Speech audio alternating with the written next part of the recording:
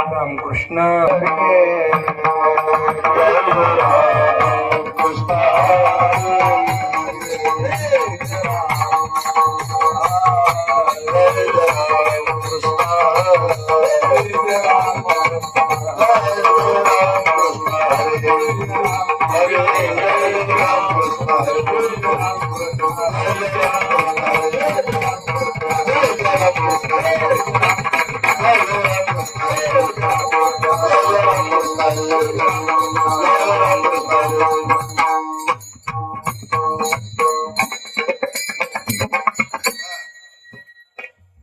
पाहता लोचनी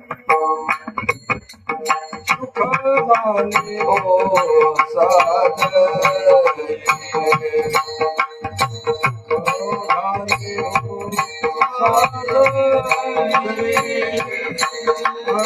सुख झाले हो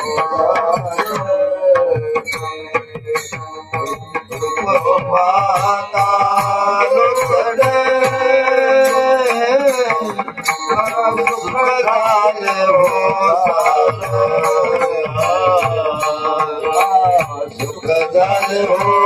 सारे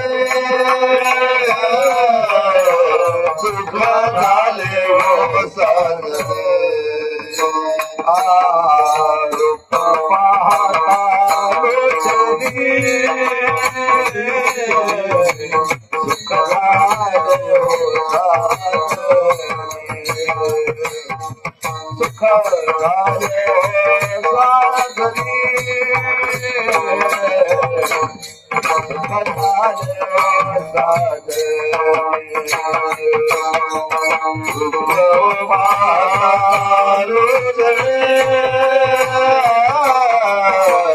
सुख झाले हो साधनी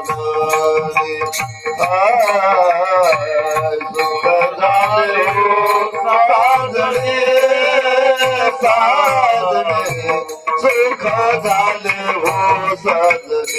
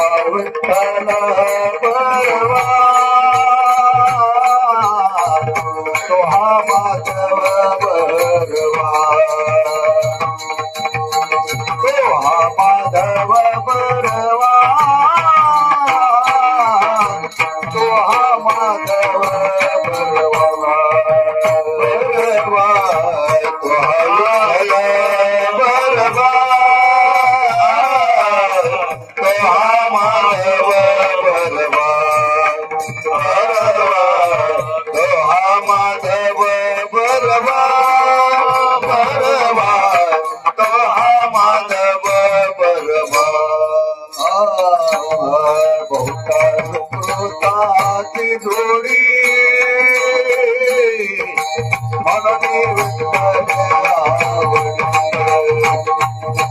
मननी आवडी आवडी मननी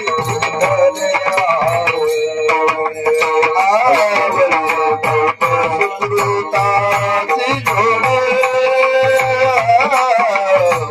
मनला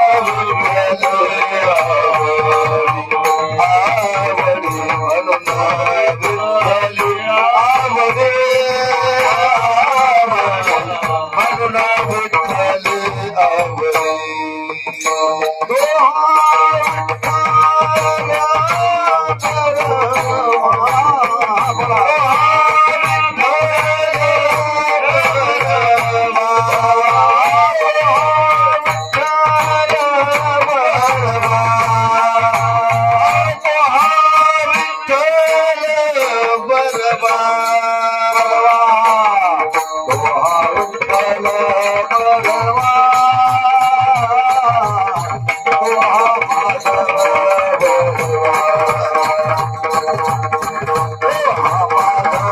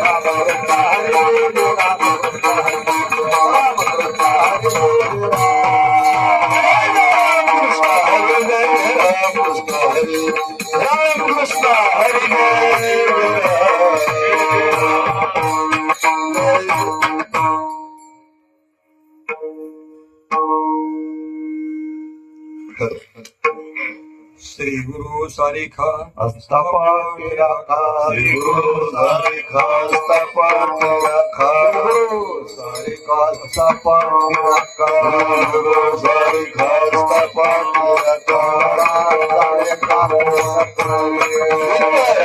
लेखा पूर्ण करी इतराचा लेखा पूर्ण करी कांता काय बिना मागे कांता काही विक्रम कांता काय बिना मागे कांता काही विक्रम मनाची आजोगे सिद्धी पावे मनातिया दोघे सिद्धी पावे मनातिया दोघे सिद्धी पावे तळवाणी गंगानी वैसना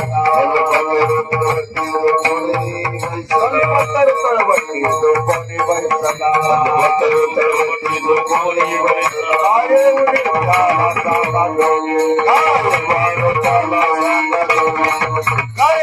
झाला सागा जोगे गुरु सारिखा पाठ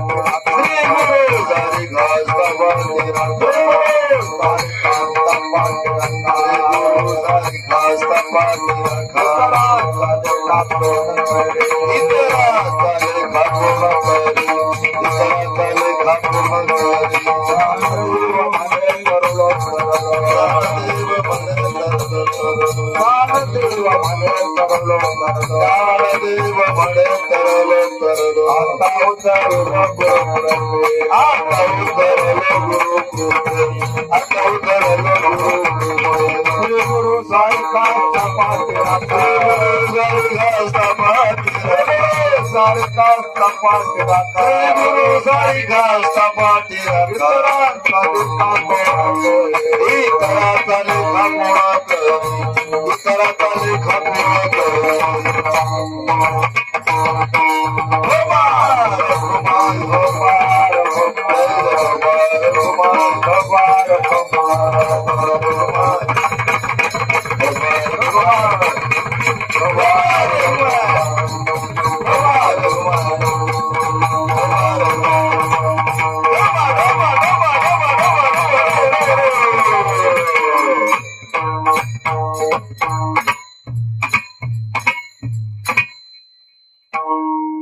श्री हरिभक्त पारायण संगीत विशारद श्यामजी महाराज इकडे त्यांना साथ करतील श्री हरिभक्त पारायण भजन सम्राट शंकर महाराज कोल व मृदंग साथ श्री हरिभक्त पारायण मृदंग सम्राट सचिन महाराज मुंडे.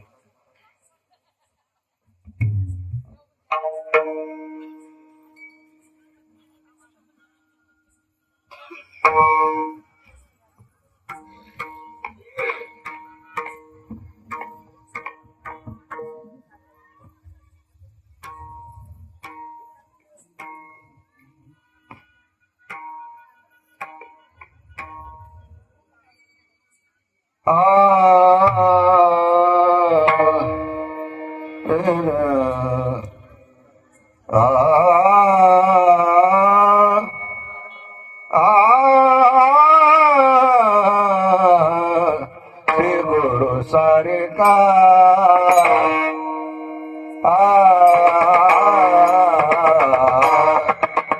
श्री गुरु सारिखा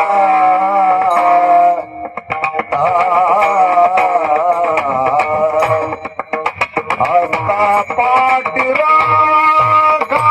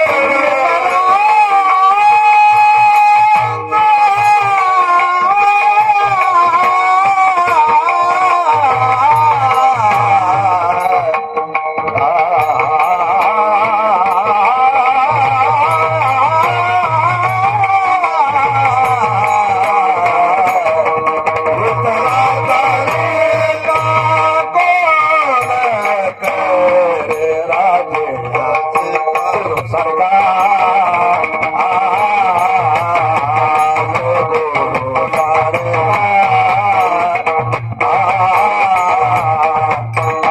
आस्था पाटीला जय गुरु सारखा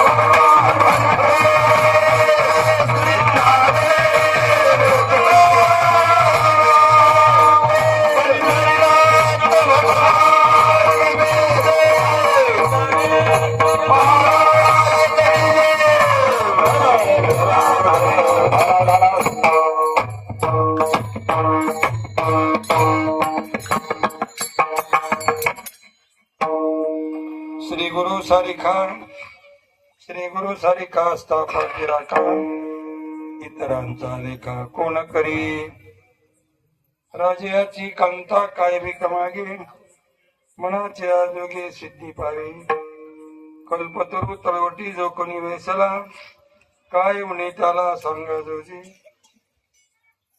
श्री गुरु सारिखा असता पाठी राखा इतरांचा लेखा कोण करी ज्ञानदेव म्हणे तरलो तरलो आता उतरलो गुरु कृपे श्री गुरु सारिखा असता पाठी राखा इतरांचा लेखा कोण करी पहिला शिराणा शिवचंद्र मुनी गणेंद्र माता उभे देवारी कारुण्य सिंधू दुःख आली दलीन कोणधारी महायोग पेटे देवी मरत्या परम पुंडलिकाय समागत्य दिक्तं समानंदकं परब्रह्मलिंगं देवानंदं कलावज्ञ जीवोद्धरार्थावतारं कलंकां कतेजो कामोदिवक्रं कलानिश्वादा पुनोदार लक्ष्मं समाधिस्थ मूर्तिं भजे ज्ञानदेवं नमो सद्गुरु तुकया ज्ञानदीपा नमो सद्गुरु सच्चिदानंद रूपा नमो सद्गुरु भक्त कल्याण मूर्ती नमो सद्गुरु भास्करा पूर्ण कीर्ती दयांचे केली स्मरण होय सकळे विद्येचे अधिकरण हे जीवन हे चरण हरी वृंदे.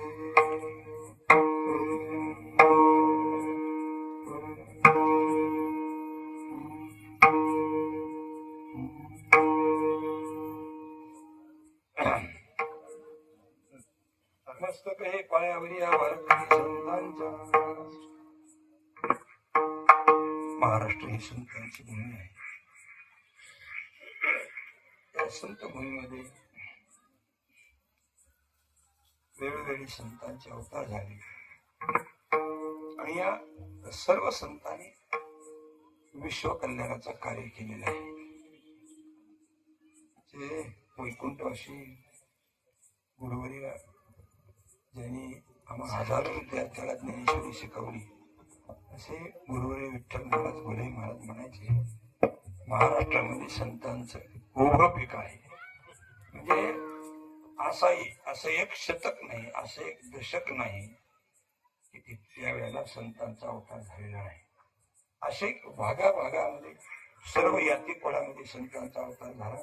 त्यामध्ये गुरुनाम गुरु स्वानंद सुखनिवासी जोग महाराज यांचा अवतार झाला आणि त्या अवतारामध्ये त्यांनी जे केलेलं कार्य आहे ते कार्य अवर्णनीय आहे, अतुलनीय आहे आणि ते कार्य सर्वसमावेशक, सर्वांचं कल्याण करणार आणि त्रिकालाबाधित सतत ज्ञानाचा अखंड झरा वाहत ठेवणारी गंगा म्हणजे गुरुनाम गुरु योग महाराजांनी स्थापन केलेली वारकरी शिक्षण संस्था आणि त्या वारकरी शिक्षण संस्थेचे संस्थापक 100 पेक्षा अधिक वर्षाचा काळ होऊन गेला, परंतु घासवाले धर्मशाळेत 10-15 विद्यार्थ्याला घेऊन वारकरी शिक्षण संस्थेची सुरुवात झाली. 100 वर्षाचा काळ निघून गेला, पण इवलेचे रूप लाविले द्वारी त्याचा विरू गेला गगनाने. महाराष्ट्रात असा एक जिल्हा तालुका नाही, असे एक जिल्हा परिषद सर्कल नाही की पंचायत समिती गण नाही की ज्यामध्ये गुरुनाम गुरु स्वानंद सुखनिवासी जोग महाराज यांच्या वारकरी शिक्षण संस्थेचा विद्यार्थी नाही. हे फक्त महाराष्ट्रात पुरतं बोलायचे नाही, भारताच्या कानाकोपऱ्यात असा कोणता प्रांत नाही की ज्या प्रांतामध्ये वारकरी शिक्षण संस्थेचं या विद्यार्थ्याच्या रूपाने ही गंगा पोचलेली नाही. तुम्ही म्हणाल असं कोणी बी बोलतच असते, असं कोणी बी बोलतच असते. बोलत नाही, मी खरं सांगतो. अखिल भारतीय वारकरी मंडळाच्या माध्यमातून देशाच्या कानाकोपऱ्यात ज्यावेळेला वारकरी संघटनाचं काम 25 वर्षापासून चालू आहे, त्यावेळेला कुठल्याही प्रांतामध्ये संप्रदायाचा विचार घेऊन चालणाऱ्या व्यक्तीला फोन केला तर ते म्हणणार मी आळंदीचा आणि जोग महाराजाच्या शिक्षण संस्थेचा विद्यार्थी आहे. जर तुम्हाला हे पाहिजे, तुका म्हणे विश्वास नाही ज्याची चित्ती, ज्याच्या मनात विश्वास नाही त्यांनी कधी मला फोन करावा आणि फोन करून कोणत्या प्रांतात कोणते विद्यार्थी सांगावं. माझ्याकडे टिप्पण्या सहित आहे, फोन नंबर सहित आहे. जर कोणाचा विश्वास नसला तर असला विश्वास तर तुमचा आदतशीर पोट जात, तुमच्या खाली आमच्या आदतशीर पोट जात, आमच्या खाली कशाला खर्चात पडायचं.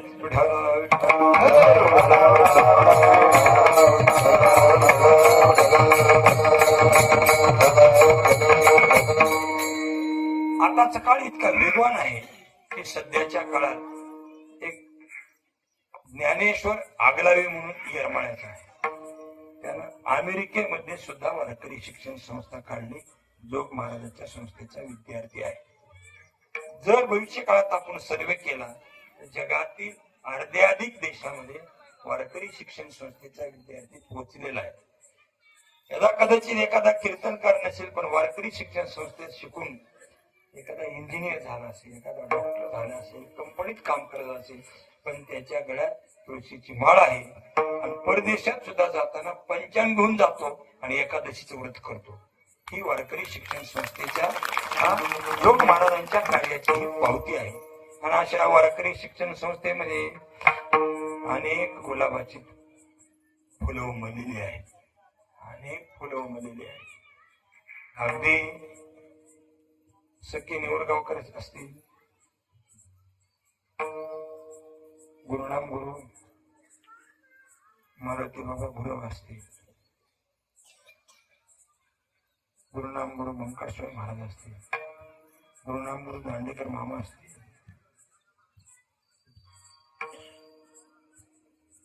गुरुनाम गुरु लक्ष्मण महाराज इगतपुरीकर असतील, गुरुनाम गुरु शांताराम गुरुजी असतील.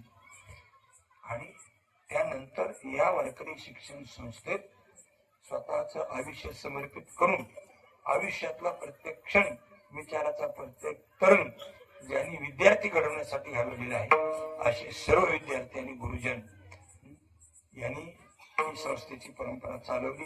आणि त्याच्यामध्ये फुलं निर्माण, काही झेंडूची फुलं आहेत, काही गुलाबाची फुलं आहेत, काही जास्वंदीची फुलं आहेत, आमच्यासारखी कनेरीची फुलं आहेत. लक्षात पिवळी पिवळी असली नाही नका का वासी ना, पण पिवळी दमक आहेत एवढं लक्षात.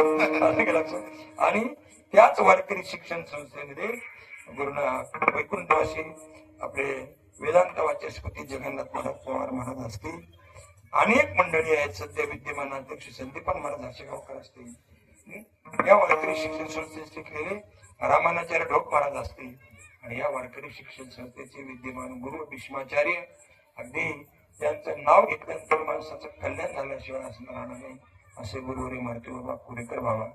आणि त्यांच्या हाताखाली आम्ही सगळे शिकलेले विद्यार्थी अशी कहाणी. गुलाबाची फुलं सुगंधी आहे. फुल पाहिलं की असं वाटतं, देवाला सुद्धा वाटतं हे माझ्या डोक्यावर पडतं का दुसऱ्या खाली पडतं, इतकी फुलं चांगली. आणि त्या सगळ्या फुलातलं हिरवगार आणि ताजं तवानं फुल म्हणजे तुमच्या लक्षात आलं. टिंबाचं नाव घेते म्हणलं की लक्षात आलं तिला कोणाचं नाव घ्यायचं. तसं आपले हरिभक्त प्रेम अगदी भागवताचार्य, रामायणाचार्य वारकरी संप्रदायामध्ये विद्यमान काळात अगदी जसं आपण वैकुंठवासी पूज्य वेदांत वाचस्पती जगन्नाथ महाराज पवारांचं नाव घेतो, विद्यमान काळात पूज्य संदीपान महाराजांचं नाव घेतो, विद्यमान काळात पूज्य गाथामूर्ती रामभाऊ महाराज राऊत महाराजांचं नाव घेतो. ही सगळी गुलाबाची फुले. आणि त्या फुलात फुल हे जाईचं फुल म्हणजे हरिभक्तीपरायण भागवत महाराज बादाडी महाराज. एका अभंगावर कीर्तन करणारी मंडळी आपण पाहिली, पण एका चरणावर कीर्तन करणारे कोण आहे असं जर महाराष्ट्रात तुम्ही विचारलं, मला झोपेतून जरी विचारलं तरी माझं बोट दुसरीकडे जाणार नाही. माझं बोट कुठे जाईल? त्या काडी गवडगावच्या आदरणीय पूज्य भागवत महाराज बादाडी महाराजांकडे जाईल. कारण ही गोष्ट काही कुणी सांगितली म्हणून नाही, दरवर्षी फडावळ महाराजांची गेली अनेक वर्षापासून कीर्तन आहे. पण एक अभंग घ्यायचा, एक अभंगाचं एक चरण सुद्धा सुटत नाही. सुटता बाकीच्या 2-4 चरणाचा आढावा घेते. एवढी विद्वत्ता, एवढी सगळी लाभलेली आहे आणि त्यांना खूप खूप धन्यवाद देतो. काय बघा काय झालं, आम्ही थोडे भाग्यवान आहे. पारिजातकाचं झाड आणलं आणि कुठं लावलं? पारिजातकाचं झाड आणलं आणि सत्यभामा म्हणली माझ्या दारात लावलं पाहिजे, माझ्या दारात लावलं पाहिजे. देव म्हणले बरं आहे. पण देवाने लावताना तिरक लावलं झाड. ते झाड जरी सत्यभामेच्या दारात असलं तर त्या झाडाची फुलं मात्र रुक्मिणीच्या दारात पडायची. तसं हे झाड जरी काडेवाड्यावर असलं तर ह्या झाडाची फुलं आळंदी, पंढरी, देहू, आमच्या पडावर, चंद्रभागेच्या केंद्राच्या वाळवट चौकडी फुल पडतं. पण ते झाड सुद्धा महाराज इतकं हुशार आहे, त्या झाडाला असं जरी करून लावलं तर त्या झाडाची फांदी एक अशी मागं फिरली. त्याच्यामुळे सत्यभामेला बी काही कमी नाही. आंब्याची एक जरी डाळी उतरली तरी आमरसाला भरपूर होते. नका का लोणच्याला नाही.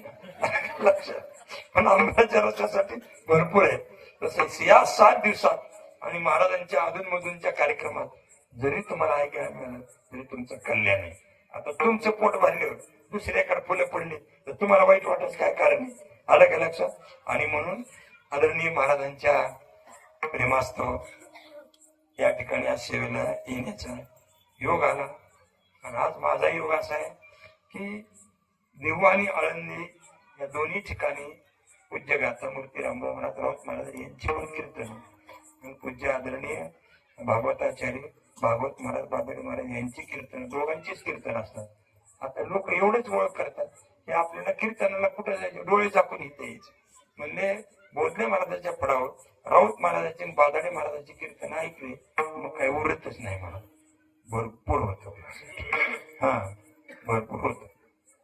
आणि म्हणून आज प्रवचनाची सेवा झाली. राऊत महाराजांचा जोग महाराज सप्तसागर परळीला तिथं प्रवचन झालं आणि इथं कीर्तनात झालं योगायोग. आणि सकाळी आळंदीला काल्याच्या कीर्तनाला जोग महाराजांच्या जायचे मला ऐकायला. म्हणजे जमलं आपलं प्रयाग आपलं हितच झालं लक्षात. आणि म्हणून आपल्या सर्वांना कोटी कोटी धन्यवाद देतो. बऱ्याच वेळाला घरचा माणूस तयार असतो परंतु पुढची पिढी तयार नसते. पण माऊली महाराज तुमचा योग चांगला आहे. माऊली महाराज आता पाठांतर आणि कार्यक्रम सुंदर आहे. खूप खूप चांगले. पुत्राच्या विनोदी विद्या संतोषित जाय. पुत्राचा विजय मुलाचा विजय झाला. मुलगा यशस्वी झाला. मुलगा सफल झाला. वडिलांनाही आनंद वाटतो. आणि शिकवणारे गुरु हे चुलते असले तरी हे आपल्याला ज्ञानाच्या दृष्टीने वडीलच आहे. आणि म्हणून महाराजांनाही त्याचा आनंद आहे. तुम्हाला आम्हाला सगळ्यांना काय आहे त्याचा खूप खूप आनंद आहे. माऊली महाराज उत्कृष्ट तुमची कीर्तन सेवा चालत राहिलेली. हे उमलतं फुल आहे अलग लक्षात. या फुलाला लई बहर येणारे पुढे पुढे तुमच्या वाणीत अशीच ओज यावी तेज यावं. आणि लोकांनी असं भविष्यात म्हणावं की बादाडी महाराजांनी खरंच का शिष्य कशाला म्हणायचे. शिष्य म्हणजे नुसती गळ्यात माळ घातली ही दीक्षा गुरु झाला.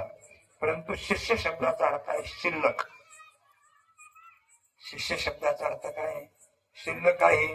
सदा विचारे तस्मा जीव जगत परात्मना जीव भाव जगत भाव बाधे स्वात्मा येव आवशिष्यते म्हणजे शिल्लक राहा. नेहमी तोच विचार करावा जीव जगत आणि परमात्म्याचा. जीव जगत आणि परमात्म्याचा विचार केला तर जीवपणाचा काय होत असतो? बाध होत असतो. हे का नाही? देवाची काय उपाधी? माया उपाधी. जीवाची अविद्या उपाधी. या दोन उपाधी साडल्या बाजूला फक्त आत्मचैतन्यच राहत. या बाकीच्या उपाधीचा बाध होतो. आणि खाली शिल्लक जे राहतं ते ब्रह्मतत्व शिल्लक राहतं. शिल्लक त्याचं नाव शिष्य आहे. तसं गुरु ज्ञानाने ज्ञान भरपूर दिलं पण शरीर कोणाच्या स्वाधीन नाही.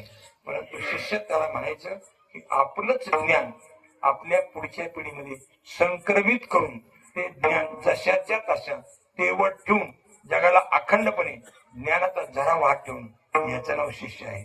महाराजांनी आपल्या आयुष्यात ही गोष्ट अत्यंत काळजीपूर्वक केलेली आहे. त्यांनाही कोटी कोटी अशा प्रकारे नमन करतो. धन्यवाद देतो. आज आपण सर्वजण या मोठ्या आतुरतेने आलेला आहात. मी सगळे गुणीजन मंडळी गायक मंडळी महाराजाला दोन्ही जमते. महाराज पक्वाज जमते महाराजाला गायन बी जमते.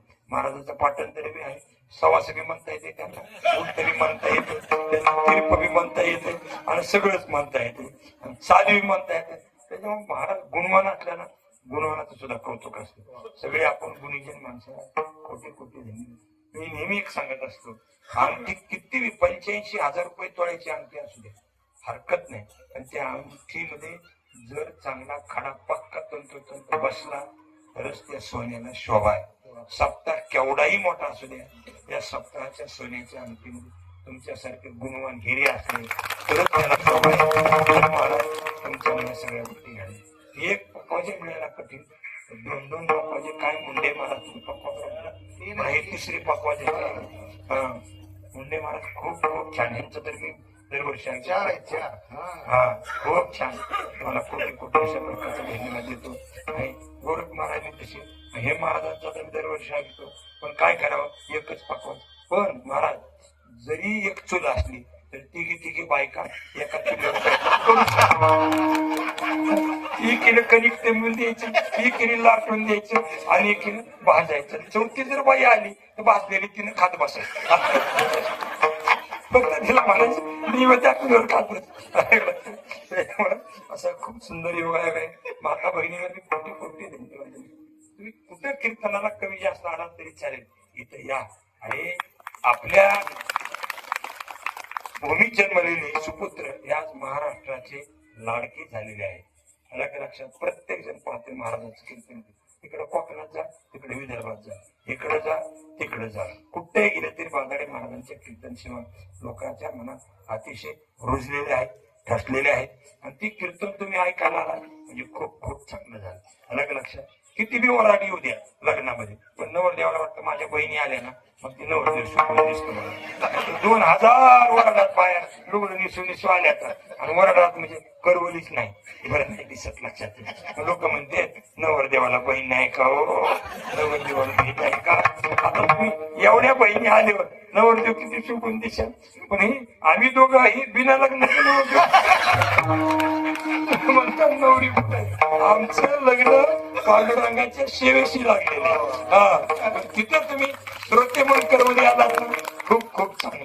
आता हे बी करवले खूप चांगले भरपूर येते. अलग लक्षात चांगले काही करवले पोरं असतात, काही तरुण असतात, काही म्हातारे असतात, सगळ्या प्रकारचे करवले असावे. अलग लक्षात घोड्यावर बसवायचं असलं तर तरुण करवाला लागावं, उचलून घ्यायचं आहे घोड्यावर बसवायचं असलं तर पोरग करवाला असावं. आणि जर उचलून घ्यायचं असलं तर तरुण करवाला असावा. आणि जर उरलेल्या करायचे खायचे असलं तर बसल्या बसल्या म्हातारा बी करवाला असावा. असं सगळे आपण आलात विनेकरी, सगळे साऊंड सिस्टीम वाले, तुम्हाला बी खूप खूप धन्यवाद. खूप चांगले चांगले धन्यवाद. धन्यवाद तुम्हाला. तुमच्या बायकोला सांगतो की खरंच तिने काय पुण्य केलं, कोणता महादेव पूजला असेल असला महादेव मिळाला. खूप खूप छान. तिथं आली का नाही, नाही का तिला सांगा, जाऊया. खूप चांगली सेवा आहे. सर्वांना धन्यवाद देतो.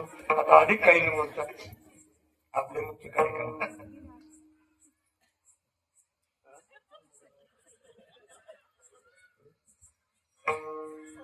असं सगळ्या खूप खूप सेवा संश्रेष्ठी महाराजांची सेवा, गुरुनाम गुरु जोग महाराजांच्या वारकरी शिक्षण संस्थेचे विद्यार्थी आदरणीय बांधाडे महाराज आणि यांच्या माध्यमातून असलेल्या सगळ्या स्वतःच्या सेवेत तुम्ही स्मृतिरूपाने आलात.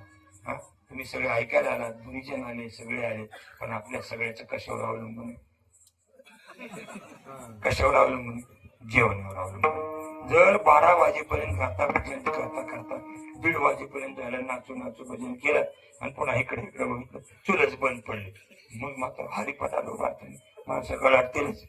हा पण आज इथं एवढे नाश्त्याची सेवा 8 दिवस या जणांची, दुपारची सेवा, संध्याकाळची सेवा. हा बरोबर. तुमची कोणती सेवा? आजची संध्याकाळची कीर्तनाची म्हणजे अन्नदानाची पंक्तीची सेवा आहे, सगळ्याची सेवा आहे. सगळ्याला मी कोटी कोटी धन्यवाद देतो. अरे हे अन्नदान करायला कोणाला मिळते मला, खूप भाग्यवान आहे. हा पुण्यवानाशिवाय अन्नदान करायची संधी मिळत नाही आणि हेच पुण्य आपल्या बरोबर येत असतं. आपल्या सर्वांना धन्यवाद देतो. हे सगळं सगळं झालं पण या सगळ्या आपल्या केल्याचं चित्रीकरण करायला एक छोटे महाराज पुढे बसले. त्या महाराजाला सुद्धा धन्यवाद देतो. चित्रीकरण करणं तेवढं सोपं नाही मला. कोण झोपलंय, कोण जागय, कोण गातंय, कोणाचा आलाप कसा आहे, कोणाचा मुकडा कसा वागलाय, कोणाची उतरणी कशी वागली, कोणाची लगी कशी वागली आणि लगी वागली लगी वाजवी होता लघवी लागली म्हणून कशामधून सगळ्यांना आपण धन्यवाद देतो. आणि महाराजांच्या कुटुंबातले, महाराजांचे भाऊ, महाराजांच्या भाऊजाई, महाराजांच्या परिवारातली सगळी मंडळी आज आपल्या कोणामध्ये एवढं मोठं रत्न आहे, त्या सर्वांना वंदन करतो आणि आपल्या चिंतन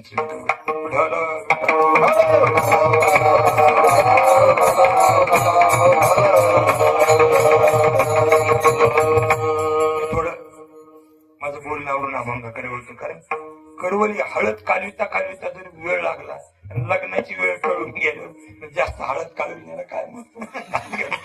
आणि म्हणून आपल्या सर्वांना धन्यवाद देतो.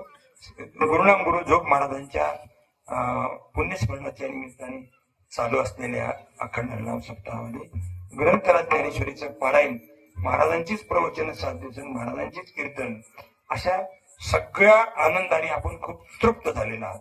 उद्या माझं आज जरी प्रकाश नाव असलं तरी उद्या हे नाव टिकून राहणार आहे. उद्याचे कीर्तन आहे. फक्त प्रकाश महाराज बोलल्याच्या आधी प्रकाश महाराज जय जय असं एवढाच फरक आहे. आणि म्हणून महाराजाला माहिती शेवटाच्या टायमाला बल्ब जरा चांगले लावा लागतात. असं या निमित्ताने चाललेल्या सेवेत आज सेवेकरता निवडलेला अभंग कैवल्य चक्रवर्ती संत सम्राट ज्ञानेश्वर महाराज यांचा हा सेवेकरता निवडलेला अभंग आहे. कारण आज गुरुच सप्ताह गुरुनाम गुरूंच्याच पुण्यतिथीचा सोहळा असल्यामुळे मी माऊलीला विचारलं कोणते अभंग झाले कोणतं झाले. म्हणलं गुरुचं वर्णन करणारा एखादा तरी अभंग असावा म्हणून हा अभंग निवडलेला आहे.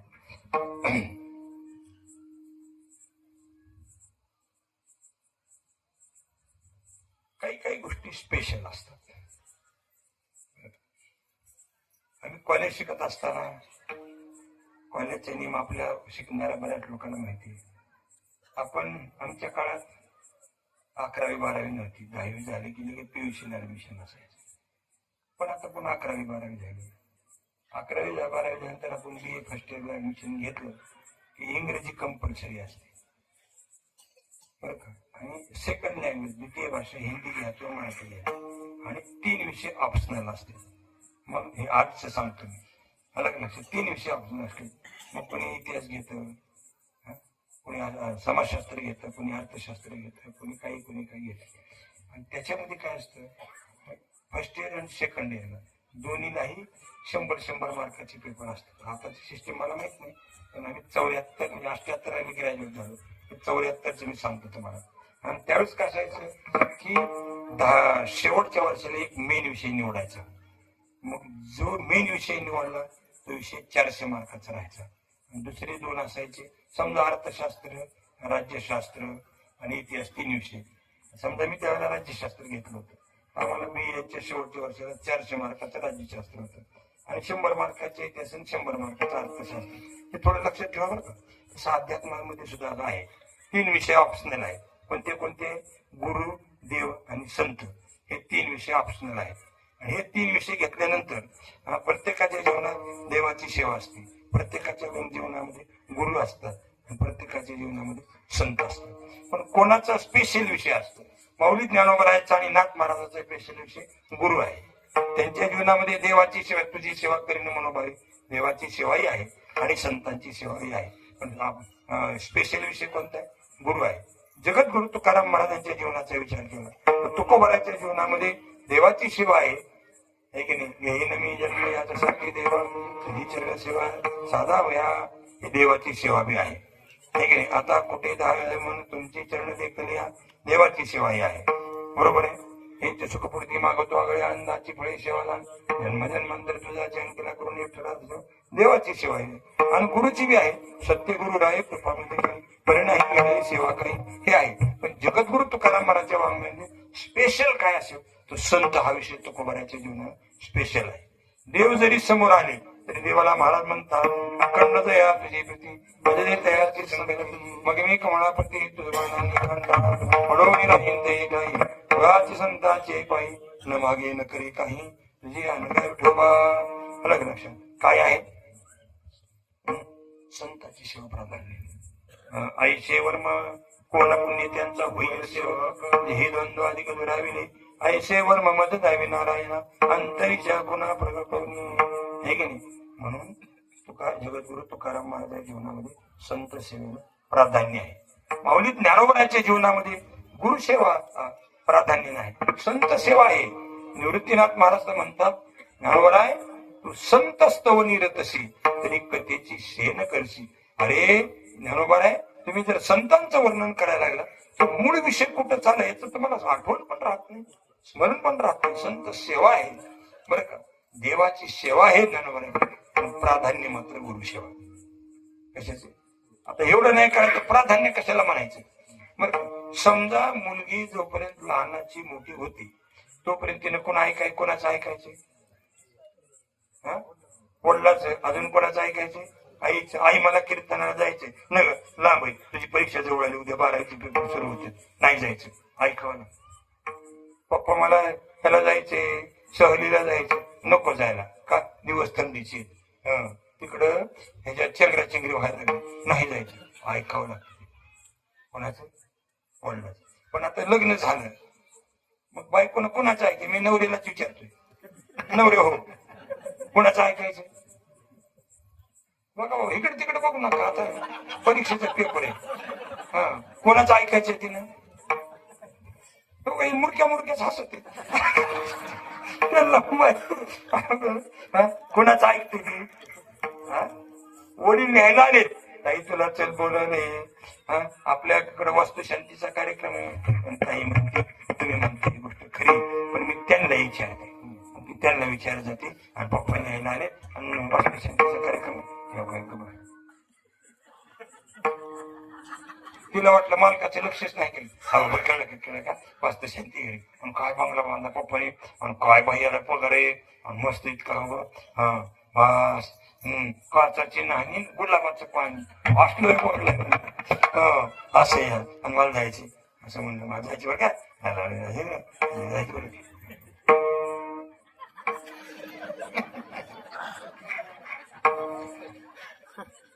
आता मला नाटक जे एवढं जमत तुम्हाला खरं किती जमत असं होतं तिने काय केलं तिने सांगितलं बापाला म्हणली पप्पा त्यांच्या मनात दिसत नाही नका आग्रह करू आम्ही उद्या दोघही गाडीवर येतो आणि सकाळी सकाळी तुमच्या वास्तुशांतीला हजर राहतो येताना मी लुगडं नेसन त्यांना कपडे होते आणि मी मुकाट्या बुंदीचं गटुडे बांधून आणि तुम्ही काय काळजी करू नका पण आज काय पतीच ऐकते का पित्याच ऐकते याला म्हणायचं प्राधान्य त्या पद्धतीने वडिलाबद्दल तिच्या मनात अनादर नाही आईबद्दल अनादर नाही आता इथं प्रधान कोणाचा शब्द आहे त्या बाईच्या दृष्टीने प्रधान कोणाचा शब्द आहे विषय बदलू नका हे विषय तुमच्यावर चालले नवऱ्यावर चालले म्हणतात काय नव्हतं झाली आपल्यावर मी फक्त कशाचं झाले प्राधान्य कोणतं त्या पद्धतीने नामदेव महाराजांच्या प्राधान्यामध्ये देवाची भक्ती पंढरीचा आवाज चंद्रभागे स्नान अनेक दर्शन विठोबाचे याची मज घडो जन्मजन्मांतरी मागणे श्री हरी नाही तुझे असा आहे माऊली ज्ञानोबराच्या जीवनामध्ये प्रधान विषय कोणता असेल माऊलीचं निरतिशय प्रेम जर कोणावर असेल तर गुरुवर प्रेम असेल काय असते ज्याच्यावर प्रेम असते ना माणूस त्याचा पुन्हा पुन्हा नाव काढते ज्याच्यावर प्रेम नसेल ना लोक म्हणजे असं असेल हो या जणू काय त्याला उलटीच व्हायला लागली पण ज्याच्यावर प्रेम आहे ना त्याचं नाव माणूस पुन्हा पुन्हा काढतो पुन्हा पुन्हा काढतो माऊली ज्ञानोबराच्या जीवनात आपण जर पाहिलं 18 अध्यायामध्ये एकही अध्याय असा नाही की ज्या अध्यायात माऊलीने गुरुचं वर्णन केलं नाही प्रत्येक अध्यायामध्ये माऊलीने आपल्या श्री गुरुचं वर्णन केलेलं आहे असे माऊली ज्ञानोबा आहे आणि त्यांना मग लोकांनी विचारलं महाराज की काही गोष्टी कशा आहेत बघा जीवनात असाव्यात पत्नीच्या जीवनामध्ये नवरा खंबीर असेल मी पुढे सांगणार आहे तिला कोणाची भीती वाटत नाही लेकराच्या जीवनामध्ये जर आई पाठीशी असेल तर त्याला फार काही कोणाची गरज वाटत नाही त्याला काही कोणाची गरज वाटत नाही त्या पद्धतीने साधकाच्या जीवनामध्ये श्रीगुरु जर असतील तर त्याला कोणाची गरज लागत नाही अपेक्षा वाटत नाही माऊली ज्ञानोबराला विचारलं माऊली तुमच्या जीवनामध्ये तुम्ही श्रीगुरूचं खूप वर्णन करता अगदी तुमचे तीर्थही गुरु सकळ ही तीर्थे निवृत्तीचे पायी तेथे गुढी देई माझे मना आता मेनकरी भ्रांतीचे भ्रम प्रतिशी मार्जन केले असे अभंग पाहून सगळ्या ठिकाणी श्रीगुरु पण असं काय श्रीगुरु आहे की तुम्ही त्यांचं वर्णन करता माऊलीने सांगितलं अरे ज्या बाईच्या जीवनात नवरा पाठीशी खंबीर असला खंबीरच बस जोपर्यंत नवरा हाताला येत नाही तोपर्यंत तो गेले जपून जपून कावेरा उठली नाही उठल्या लगेच पाणी आणते थंडीचंही करते सगळं करते स्वयंपाक करणार दळण दळणार सगळं करणार 2 पायलीच्या भाकरी करणार येतानी सरपण आणणार गायच्या धारा काढणार सगळ्याला जेवायला वाढणार म्हाताऱ्या माणसाला काय खोकला आला तर काय करून देणार त्याला औषध देणार सगळं करणार काय शुद्ध करणार कुठपर्यंत जोपर्यंत तिचा नवरा तिच्याकडे जास्त लक्ष देत नाही तोपर्यंत कुणी हाक मारली गेली की उठलीच कुणी हाक मारली की उठलीच असं म्हणजे तुला कळत किती वेळ झोपते दळून कोणी तुझ्या बापान हे भाकरी पण द्या बाबा करत असलं लेट करून हेच करू मग 2 लेकरं झाली.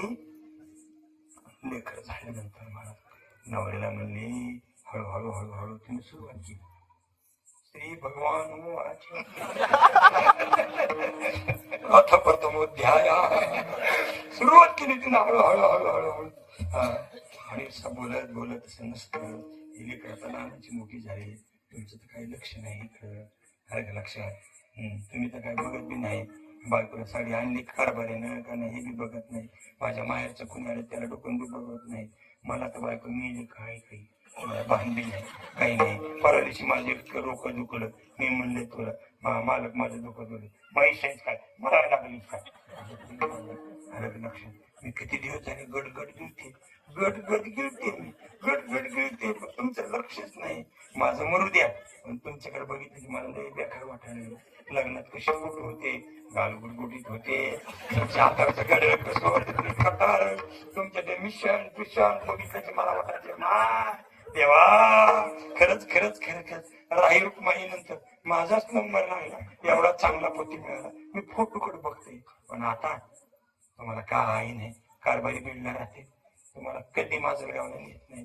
नेलं तर खताचं ट्रॅक्टर भरायलाच नेते. काय दिसायला लागला तुम्ही निवड उसातल्या रानडुकरांनी दिसायला लागला. काय करेल तुमचं. किती दिवस असं चालायचं. त्याला ती पटायला लागलं. ती म्हणजे बोलतेस ती खरंय तू परत की मला राबराबी देत हातात पैसा नाही तुकडा नाही. हिला वाटलं आता शिकवा आपसा व्हायला सुरुवात. एकदा करा हाव तर तसं पेरायचं. तिनं पिरीत पिरीत पिरीत पिरीत इतकं पेरलं महाराज मस्त चारी कोपरे थाप बसलं. तिच्या लक्षात आलं आणि मग तिने नवऱ्याला हळूहळू हळू ताब्यात घ्यायला सुरुवात केली. तुका म्हणे कसं तू म्हणशील तसं असं सुरू झालं. आणि मग मात्र तिच्या लक्षात आलं. आणि मग सासूबाई म्हणे तुला कळतं का नाही म्हातारडे झालं तेवढं दिलं तर आता तुझ्या बापाला भेट असतील असं खाली रेगडून तुला म्हातारडे बोलायचं नाही. असं खाली रेगडून का पती हाता मग कैची मग कैची. आता पती आपल्या मर्जीप्रमाणे वागायला लागला. मग मात्र तिला कोणाची मोजायची गरज नाही. तसं या भवसमुद्रातून तरुण जाण्यासाठी श्रीगुरु जर आपल्या पाठीशी असेल तर ज्ञानोबाला म्हणतात इतरांचा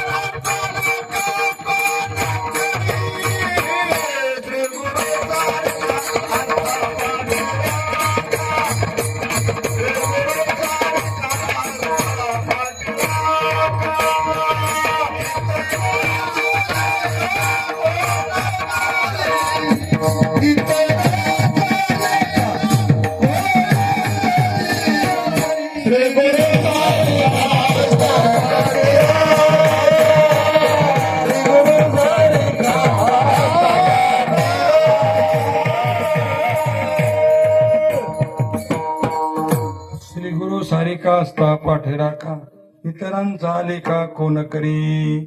या अभंगाचं द्रुपद पहिलं चरण आहे का. कारण त्याचा नियम आहे दृष्टांताचं चरण द्रुपद होत नसतं. द्रुपद या शब्दाचा अर्थ ध्रुवद तारा तसा स्थिर आहे. तसं अभंगातला सैद्धांतिक जो शब्द असतो तो स्थिर असून त्याच्या भोवती अभंग फिरत असतो. त्याला द्रुपद म्हणतात. श्रीगुरु सारखा असता पाठराखा इतराचा लेखा कोण करी. श्रीगुरु सारखा असता पाठीला मी तरलो आणि श्रीगुरु सारखा पाठीला आहे म्हणून मी उद्धरलो. आणि म्हणून श्रीगुरु सारखा आहे त्याचं या अभंगाचं द्रुपद आहे. आणि हे 2 मधले दृष्टांत आहेत. दोन चरण. आता गुरुमाऊली संतांच्या कृपेने आपण चिंतन करत आहोत की त्याला थोडं कंपॅरिझन म्हणतात, त्याची थोडीशी तुलना आपल्याला करायची. काय तुलना करायची? इतरांचा लेखा कोण करी, म्हणजे इतर म्हणजे कोण एक, आणि श्रीगुरु सारखा असता पाठीराखा असं माऊली म्हणतात. म्हणजे श्रीगुरु कोण आहे? पाठीराखे. बरोबर. झाला विठ्ठल.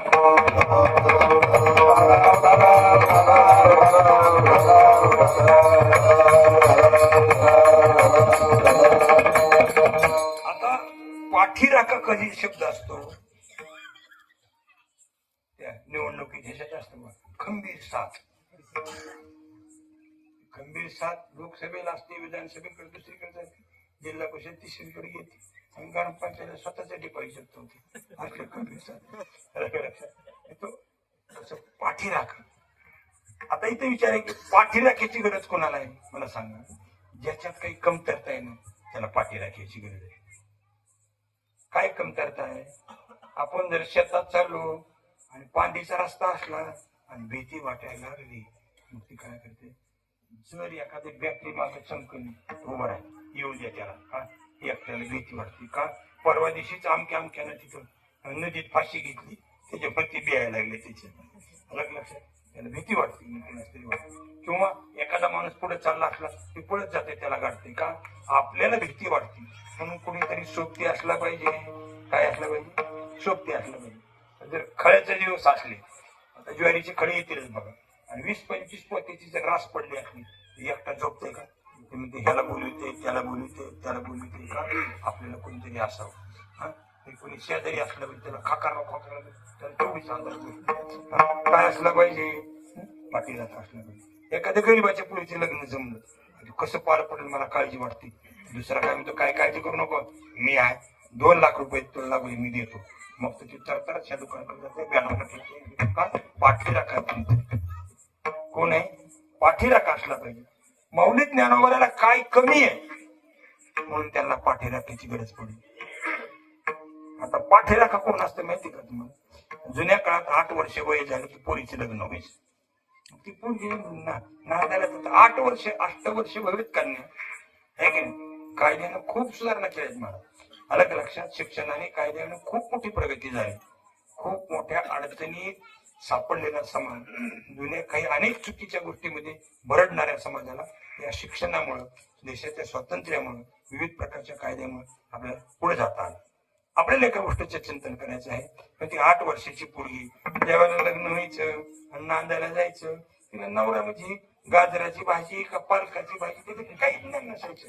आणि मग नांदायला जाताना ती नवरा म्हणजे कोल्हापूरच्या तालमीत आल्या पिळदार शरीर उचलून असं केवढा बिघडी उचलून असा जर नवरदेव पाहिला तर तिला भीती वाटायचं. माय माय माय माय माय माय काय मध्ये यायचं आले आहे का काय, तिला भीती वाटायची. सासूबाई जर बघितली ना मला, सासू अशी दांडगी असायची मला. आता काय करे मला, 2 चपात्या खायच्या, 2 बटाट्याची पुरी काय, झकड माझ्या बायका असायची मला. ते जर ते सासू तिने जर हास वर केला तर ती असू केली. हो, जणू काय बैलाची पोळी. वाल बी तिची तशी, नद बी तिची तशी, बांगड्यान पाटल्यान फिटल्यान अशी जबरदस्त दिसायची. तिने जसं दातवण फितवण लावून जर झोपली तर नांगरट आहे का सासू असते. सासू जबरदस्त.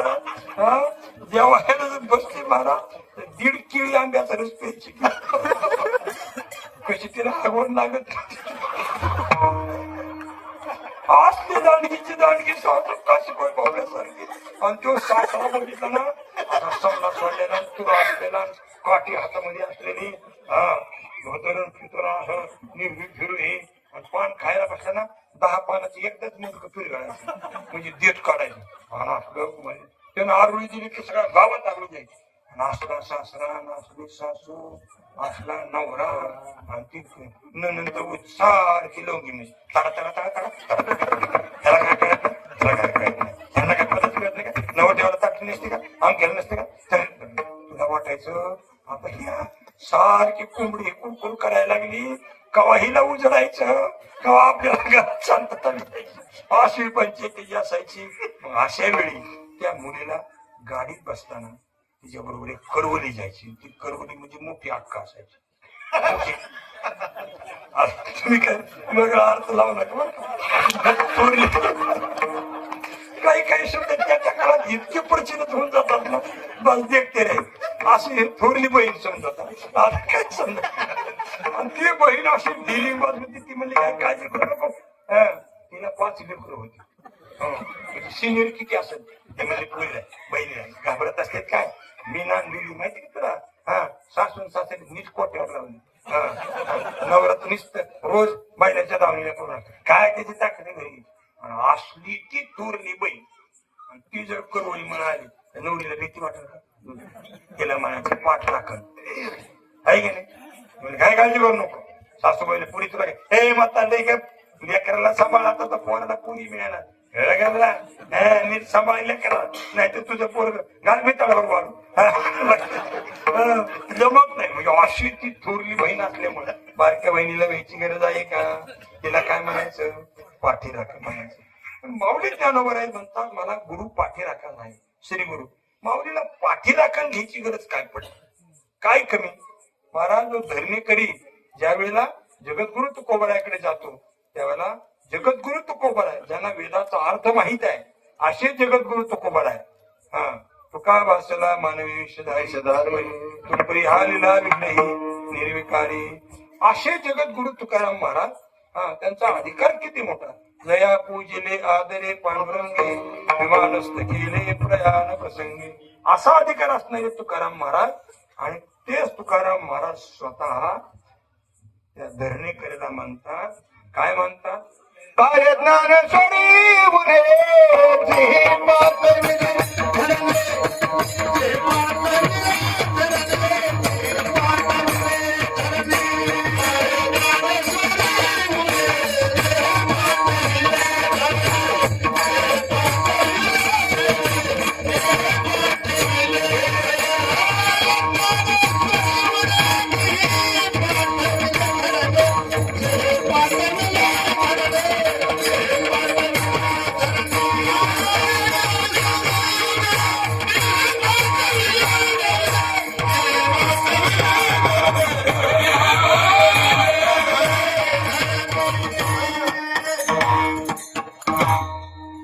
इतरांनी म्हणणं वेगळं. हे बघा स्तुती कोणी बी करते. आपुलकीनं स्तुती करणं वेगळं. स्वाभिमानानं स्तुती करणं वेगळं. 2 बायका अशा गप्पा मारीत बसल्या. पौष महिन्यातले रेव कहाणी सांगायची. तुळशी कशाच्या गोट्यावर गप्पा मारत. एक बाई म्हणली जे बायकोला आपल्या नवऱ्याचा स्वाभिमान असतो असावावे. त्यांना स्वाभिमान म्हणून तुमचं टिकलंय. आलं का लक्षात. काय बायकाची निष्ठा आहे मारणार. तुम्ही काय त्यांनी सांभाळायचं इतक्या लायकीची नाही नाही नाही. किती तुम्हाला सांभाळून घेतात. कावलं तरी सांभाळून घेतात. तेल मीठ नसलं तरी शेजाऱ्याच्या उष्णे आणतात. पाहुणे आले की टोपी वाकड करतो. करा तर हा कप चहा. पण त्या याला माहित नाही घरात साखर डब्यात साखर आहे का नाही. मग ती बिचारी मागच्या दारात जाते. दुसऱ्या कोण वाटेवर साखर उचणे आणते. नाही 2 दूध करा. अरे दुधाचा पत्ताच नाही. परसात जाते शिळी पिळची आणते. तुमचं कमीपणा होतो. बघा खरं खरं खरं बायको नसून मी विचार करतो. तुम्ही विचार तरी कधी करणार तिचा. मला लय बोलायचं आहे. हे बघा ऐकायला कदर नसते. ध्यानात ठेवा. ह्या जन्माची माणसं बायकोची कदर करीत नाही. पुढच्या जन्मात त्यांची लग्न होत नाही. म्हणजे ज्या अर्थ महाराजांनी आम्ही महागाई बायका जवळ केलं असं देऊ आम्हाला देवाला माऊली सांगितलं एवढं जेव्हा तुम्ही सेवा करा. पण बघा तुम्हाला सांग आता ही पुढे तळपणीच नाही बिना लग्नाची. कारण हे भडकणी मागच्या काय 10 रुपये पिऊ बायका. लक्षात ठेवा. बायकाच्या अंगाला तुम्ही जर धावून जातात तर पुढे ह्याची कर्म तुम्हाला बघावं लागतं. आता एवढं तुमच्यासाठी बोलले. अजून कुठं काय हे खरं काय म्हणणं का बघा. हे सुखदाब दिला मी. कधी कधी सुखदाब द्यावा लागतो. एका पोरीचं लग्न झालं. नवऱ्याने म्हणायचं माझी शिस्त आहे जमणार नाही म्हणा. सकाळी 3ला पाणी तापलंच पाहिजे. नाही काय करीन तुला कळून द्यायचं नाही. कळलं का. आमचं खानदानची रीत नाही. माझा रटा सुद्धा काय ती पोरगी गावायची 2.5 फुटायची मला पाणी तापून ठेवली. 2-3 महिने गेले. पोरगी अशी वाढून गेली. पाणी हात घेऊन गेली पोरगी. शेजारी बाई म्हणजे ठोकू अरे आता लग्न झालं तेव्हा कशी होती ना आता कशी झाली. काय तुला काय रोग आहे तसलं काहीच नाही म्हणलं, खायला मिळत नाही का, भरपूर खाते म्हणले. नेमकं काय झालं, अहो काय सांगा, मालकाचा एवढा धाक आहे, मला म्हणते 3 वाजता जर पाणी नाही तर आपल्याकडे तुला काय करेल ते कळू द्यायचे नाही. ही बायका शेजाऱ्याचे का सुना जाऊ देत नाही माहिती का तुम्हाला. तिची गीता जर सुरू झाली तर मग मात्र हिचा काकडा बंद होतो. म्हणून ती सासरू शेजारच्या बायकाला विचार, बायका म्हणलं तसं नसतंय, द्यायचं नसतंय. 2-3 लेकरं झाली, आता काय त्याला द्यायचे म्हणले, अजिबात द्यायचं नाही म्हणले. मी तर माझं नाव उठ म्हणले, कुठे बस म्हणलं बस. तुला माहिती करून कागरीनं पाणी आणतो, दार काढून देतो, चहा करून देतो, मला मी पेल्यावर तो पितोय, इतकं मी अंकित घेतलंय आणि तो काय एवढी घ्यायला लागली म्हणून. तुला तुझे कोचिंग क्लास सुरू झाले, तिला ट्रेनिंग दिली, तुम्ही अजिबात प्यायचं नाही, काय नसते म्हणजे. नवरा म्हणलं ओके 3 वाजले चालून पाणी टाक नाही मला उठायचं. बघ का तुला काही कळी ती कळू देणार नाही. 3:30 वाजले, 3:45 वाजले, 4 वाजले, तू अजून उठली नाही, तू मला हलक्यात घेऊ नको मला. मी लय बेकार माणूस आहे, मी नाही त्याने सांगितलं, मी लय बेकार माणूस आहे, तसं हलक्यात घेऊ नको. शेजाऱ्यांनी शिकविलं होतं. ते उठली ना डोक्याचा पदर असं खांद्यावर घेतला, असं खावलं.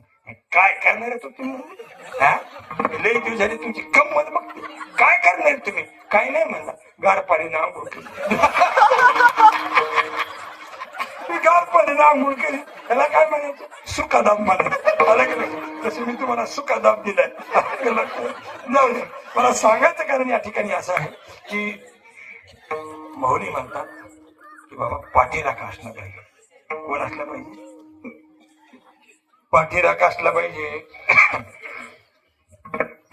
कशामुळे पाठीराखा घ्यावा लागला, काय कमी, तुम्ही रेड्याच्या डोक्यावर हात ठेवला तर रेडा माऊली वेद बोलला.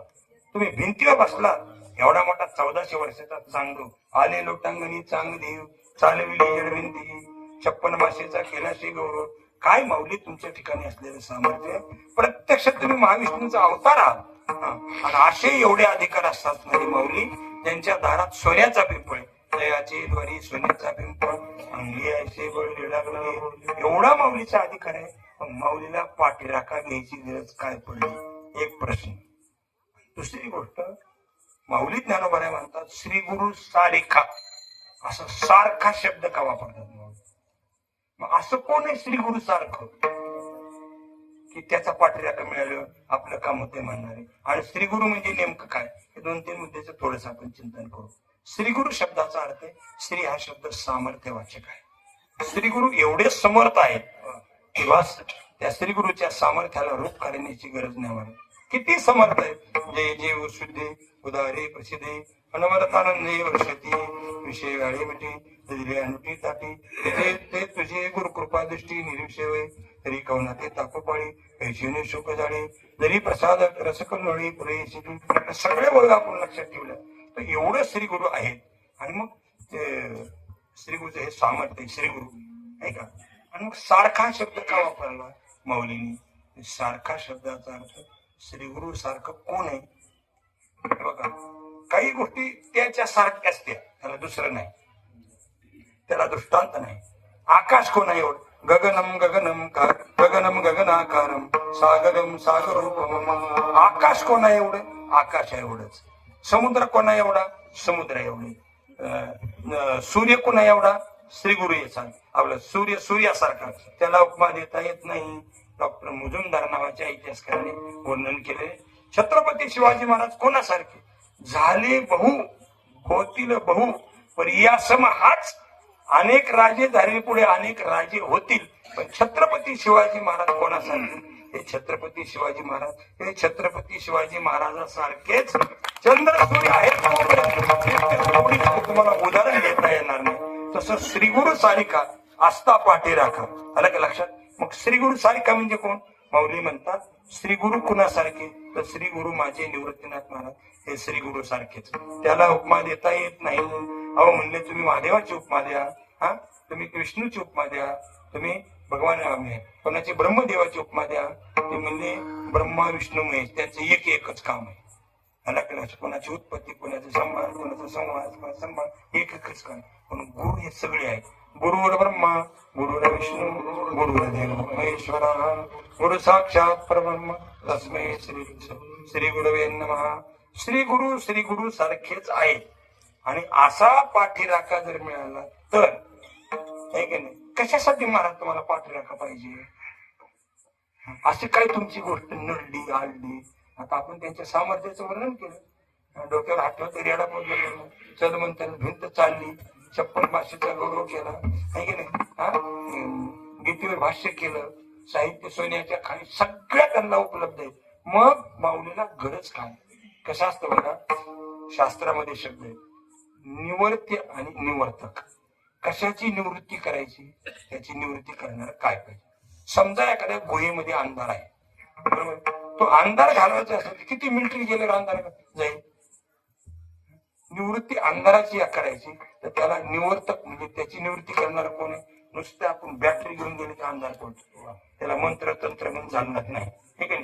त्याची निवृत्ती. पण दुसरं नसतं मला सांगायचं झालं, हेच गोष्ट तुमच्या लक्षात आहे. आमच्या माता मावल्याला सांगतो कसं असतं बघा. कशासाठी काय वापरायचं?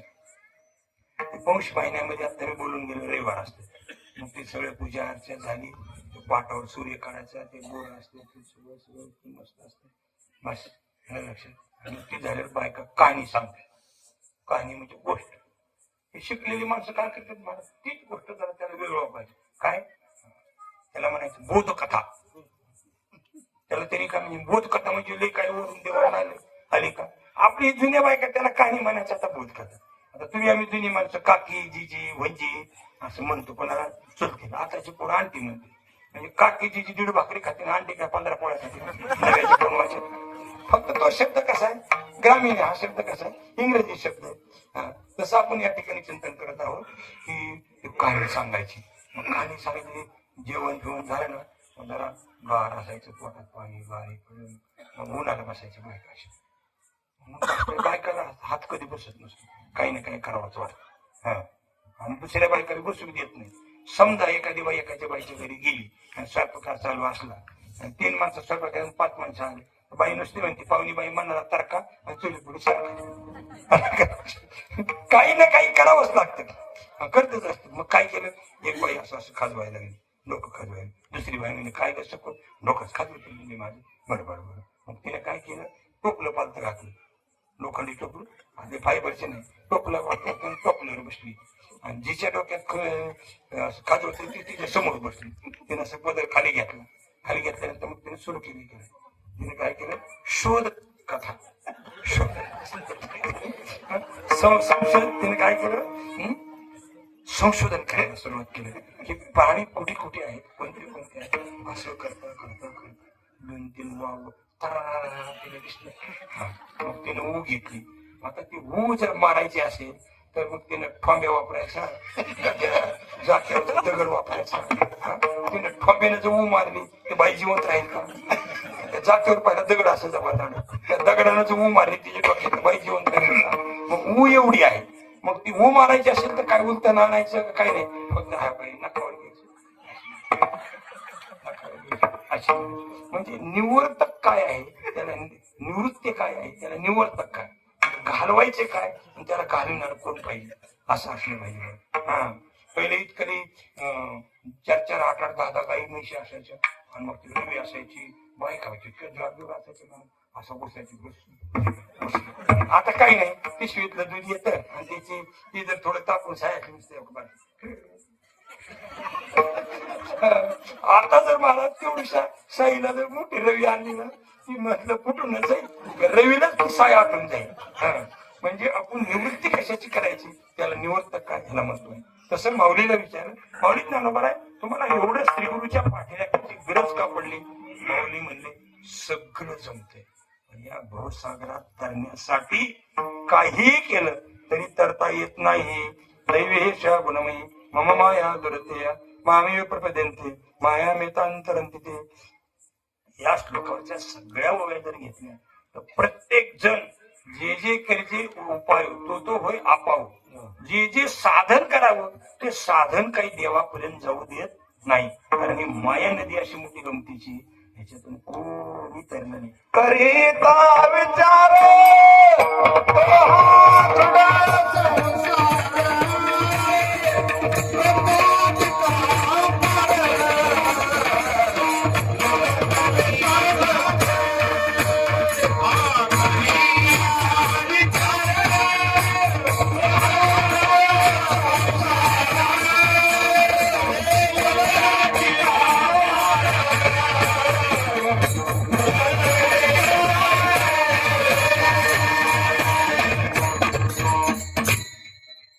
करिता विचार परिहा दृढ संसार ब्रह्मादिका पार मुलंगवी सामर्थ्य इंद्र ब्रह्म कुणी बी असो, किती बी मोठे असू दे ते ह्या संसाराने डुबलेच.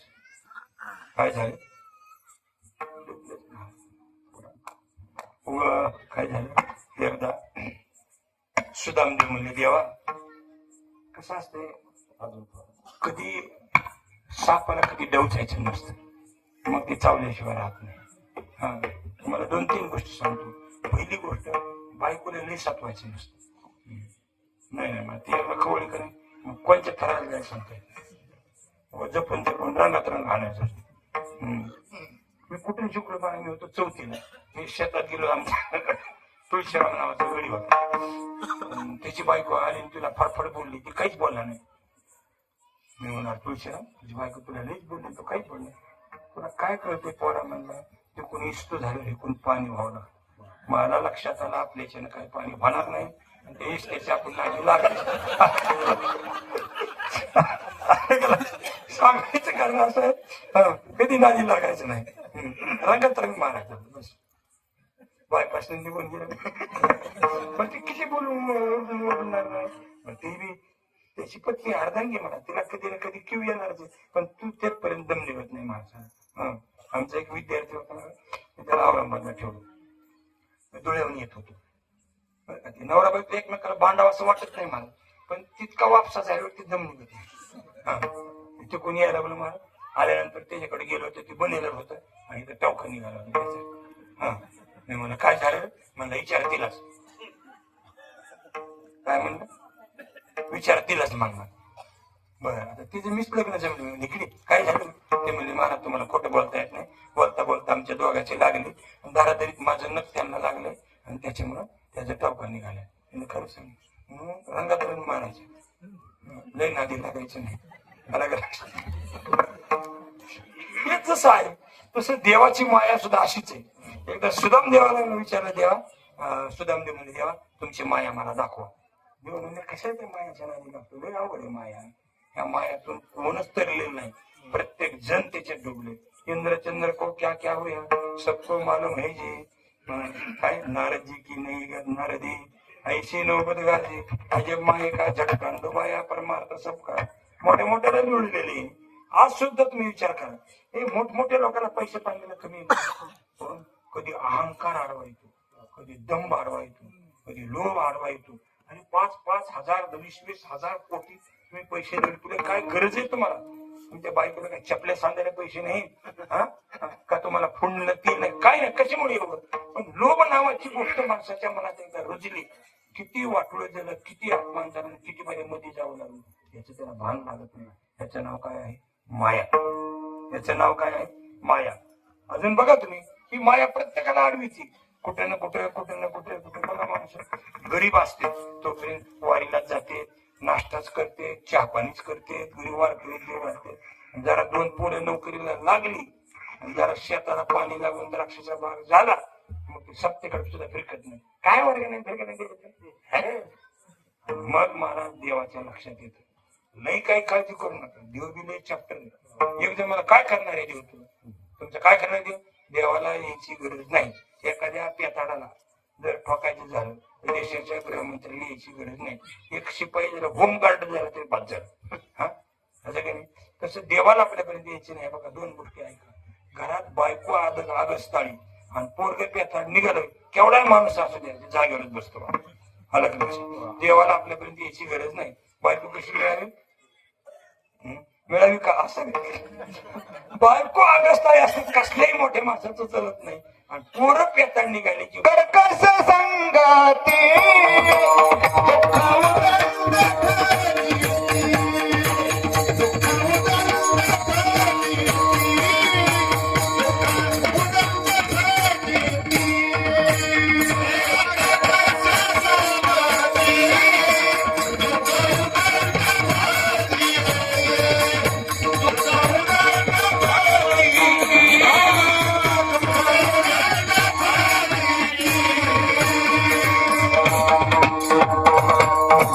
कर्कशा संगती दुःख उदंड भजती.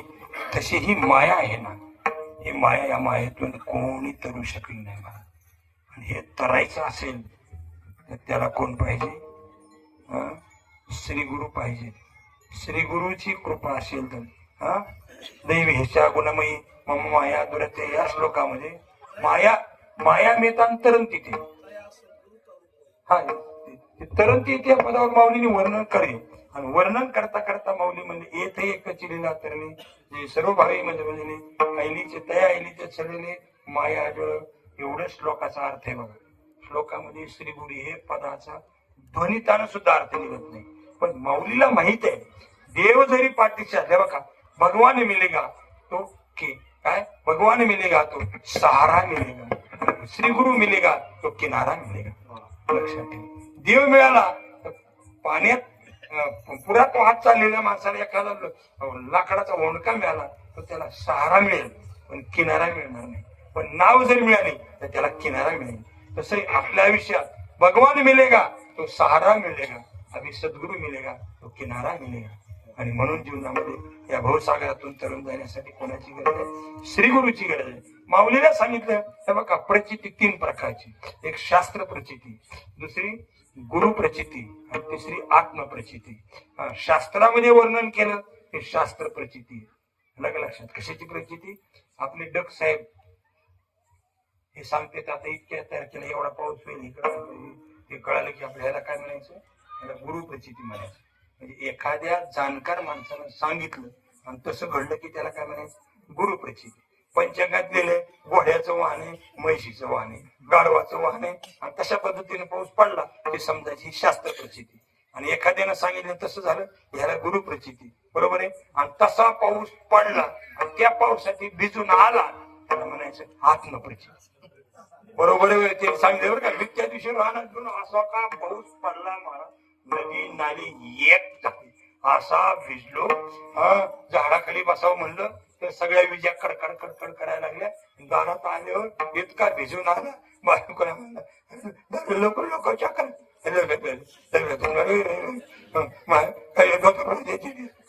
म्हणजे काय झालं? आत्मप्रचिती. पंचकात बी सांगितलं कशाचं वाहन आहे? मंडूक वाहन आहे. डक साहेबांनी सांगितलं की पाऊस पडणार आहे आणि मी म्हणलं कसं काय पडतोय बघू, असं भिजून आले. त्याला काय म्हणायचं? आत्मप्रचिती. तसं श्री गुरूंच्यामुळे जीवाचं कल्याण होतं हे शास्त्र सांगतात. बरोबर आहे.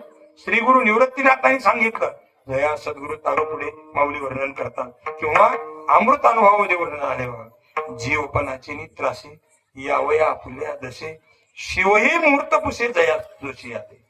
काय बघा थोरा मोठ्यांच्या मुखातून एखादी ओवी ऐकली ना पाठ करायची गरजच लागत नाही. आम्हाला अशा अनेक काही ओव्या पाठ आहेत. ते कधी दुंडा महाराजांच्याकडून ऐकल्या, कधी खंदारकर महाराजांकडून ऐकल्या, कधी पाठामध्ये गुरुवारी गुलाबांच्याकडून ऐकल्या, कधी गुरुवारी मारुतीबाबांच्याकडून ऐकल्या. अलग लक्षात. मी एकदा घरी बसलो होतो आणि ते चंदन सावरगावची एक पाटील आली होती आणि त्यांनी श्री गुरु रामचंद्र बोधले महाराज नेहमी वेदांताचे पाठ सांगायचे.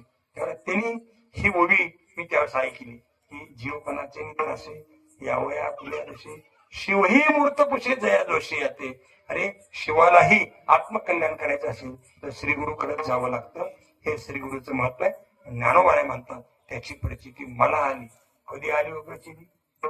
ज्ञानोबाराय म्हणतात श्री गुरु पाठीला का असल्यानंतर काय होतं याची प्रचिती मला आली. मला आली, मला आली. तिथंच आहे, त्याच अभंगात आहे. ज्ञानदेव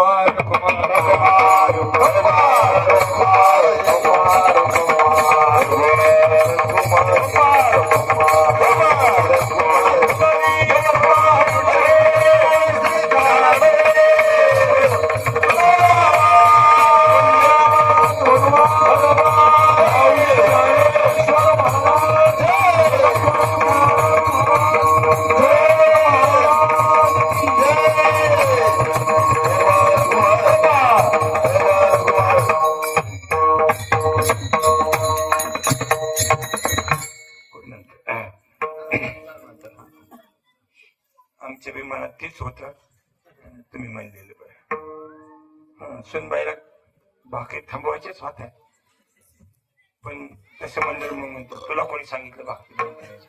मग सासू म्हणत असते, सुनबाई म्हणते सासूबाई 12 भाकरी झाल्या तर 12 चपात्या झाल्या. मग ती सासूबाई म्हणते घ्या काटवट पुसून. सुनाला ओळखायचं काटवट पुसून घे, जेवढं आता काटू दे चुरलेली पीठ आहे तेवढीच भाकरी. तसं ती सासून म्हणावं लागतं ना. आणि मला जे केलं तसं मी माऊलीला विचारलं, माऊली म्हणले घ्या काटवट पुसून. आता घेतो का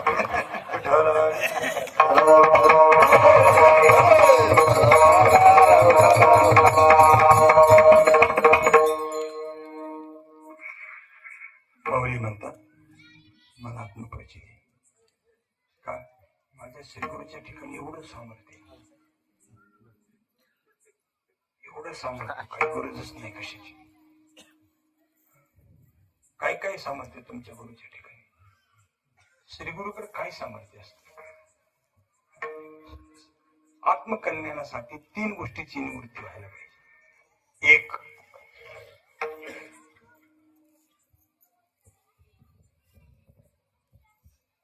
महामळे मन होते जे गादले, मलिन झालेले चित्त शुद्ध केलं पाहिजे. 1.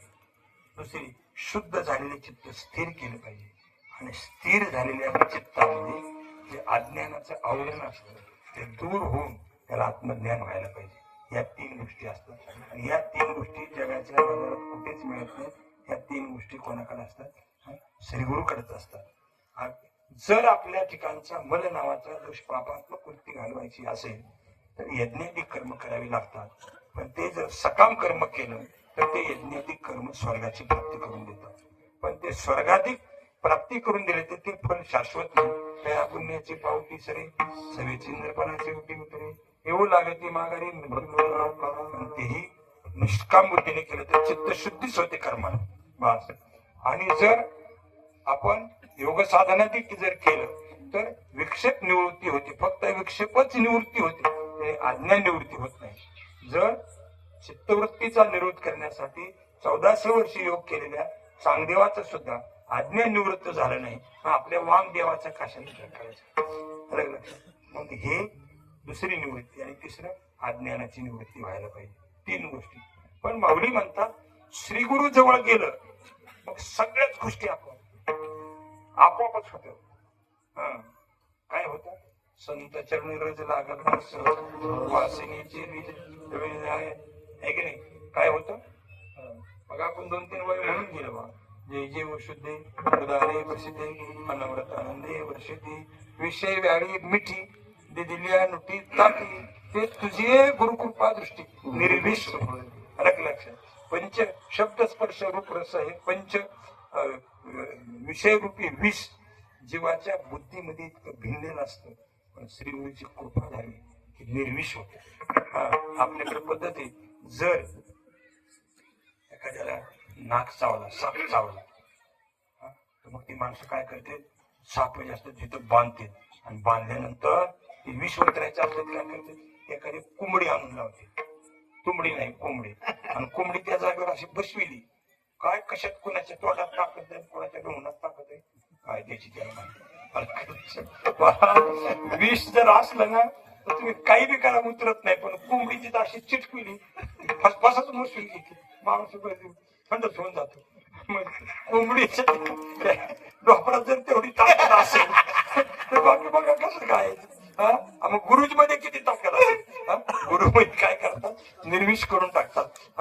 अशा प्रत्येक गोष्टीमध्ये गुरु दाविनी या वाटा एवोनी विवेक तीर्थ तटा बुद्धी चामळकटा धुतराजेने, असं श्रीगुरूंचे सामर्थ्य आहे. म्हणून मनवीर दोषाची निवृत्ती, विक्षेप दोषाची निवृत्ती. श्री गुरुच्या जवळ तर ज्ञानच आहे. मग काय श्री गुरु म्हणजे ज्ञान स्वरूपच आहे. अलग लक्षात. दयाचे बिसार शब्द सुखे म्हणून येतील सदैव सच्चिदानंद कान होत. असं का? एवढंच काय? तो जयाकडे वासप आहे तेव्हा ती सुखाची सृष्टी होय. पुढे ऐका, ते राहा म्हणे तेच राहे महाबोध. श्रीगुरूंनी आज्ञा दिली तर ज्ञान तिथं जात. अरे राजा रेड्याला वेद बोलायला तो राहा म्हणेल तेच राहे महाबोध. हे जर आहे तर अज्ञानाची निवृत्ती होण्यासाठी श्री गुरुकडे काही अडचण आहे का? असे श्री गुरु माझ्याकडे असले मला काही अडचण नाही. इतरांचा आणि का कोणी इतर म्हणजे इतर साधना नाना साधनाच्या केल्या खटपटा परिणपती याचे आधार म्हणता जाणू जाता जाणीव हरे आडफाटा योगाभ्यास सिद्धी निवृत्ती वाटा त्या गवळीत सगळं नित्य अनित्य ज्ञानी अभिमान साधने काही ती काळाची मुखी बाकीच्यात काही अर्थ नाही. श्री गुरु भेटले ते बाकी सगळं होणार आहे. दोन दिली महाराजांनी. पहिलं उदाहरण दिलं राजाच्या बायकोचं. राजाची कांता काय भीक मागे मनाच्या राजाच्या बायकोला काय कमी येऊ. साध्या बायका काय म्हणते लय आमच्या ताईचं चांगलंय लय चांगलं लय चांगलं. आता वाटतं उलटी होती कशी लय चांगलं ताईचं काय घरात काही नाही. फरशी असल्यामुळं सारवायचं नाही काही नाही. गॅस असल्यामुळं सरपण आणायचं नाही काही नाही. पिठाच्या गिरणी आल्यामुळं दळायला जायचं नाही काही नाही. नळ आल्यामुळं पाणी आणायला जायचं नाही काही नाही. बरं काय आणखी ताईचं एवढं चालायचं स्वयंपाकाला बाई धुण्याला बाई भांड्याला बाई मग सगळ्याला बाई. मग तुझी काय ताई भांडायला आहे का? मग फक्त नवऱ्याला भांडायचं सासूला भांडायचं. नवऱ्याला तुझ्याकडे नोकर आहे समजा नवऱ्याला भांडायलाच बाई असलं तर आपण म्हणतो तुझं किती चांगलं. एवढं जरी मिळालं तरी आपल्याला किती वाटतं किती चांगलं. पण प्रत्यक्ष राजाच्या बायकोला काय कमी असेल. मुख्यमंत्र्याची बायको पंढरपूरला यायची म्हणलं लगेच तयार रेडी. राजाची बायको त्यांना म्हणावं लागेल नाही पेढे घे 10 रुपयाची पेढी घे बरं पुडी घे मक्याची पुडी घे चोरबरी घे म्हणायची गरज जायच्या अगोदर सगळं तयार नाही लगेच राजाची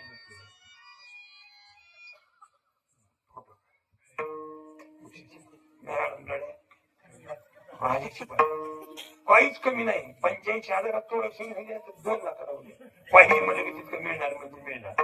आपलं वारकऱ्याचे बरं का वैकुंठ इंगळे महाराजांचं म्हणायचे बाबासाहेब महाराज इंगळे वारकऱ्याची बायको पिवळी कधी होती काय वेळ झाली.